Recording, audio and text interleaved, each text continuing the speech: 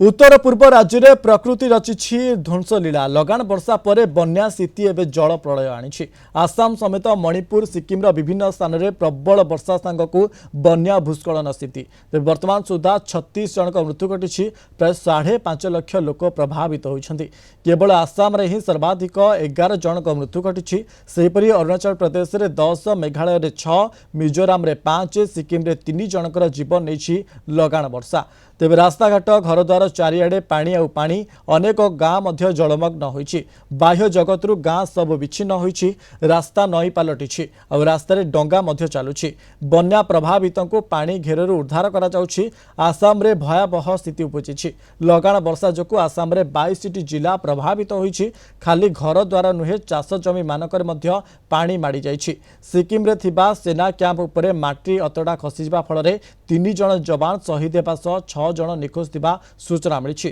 तेबे मुख्यमंत्री हेमंत बिश्व शर्मा अधिक प्रभावित अंचल मध्यरु लखीमपुर जिला गस्त करी प्रभावित लोकों को समस्त प्रकार साहाय्य प्रतिश्रुति देइछन्ति। सेबड़े परिस्थिति आसाम मुख्यमंत्री सह कथा होइछन्ति प्रधानमंत्री नरेंद्र मोदी। सेबड़े सिक्किम मुख्यमंत्री प्रेमसिंह तमांग एवं मणिपुर गवर्नर सह कथा होइछन्ति मोदी और यह समस्त प्रकार साहाय्य सहयोग नहीं प्रतिश्रुति देइछन्ति।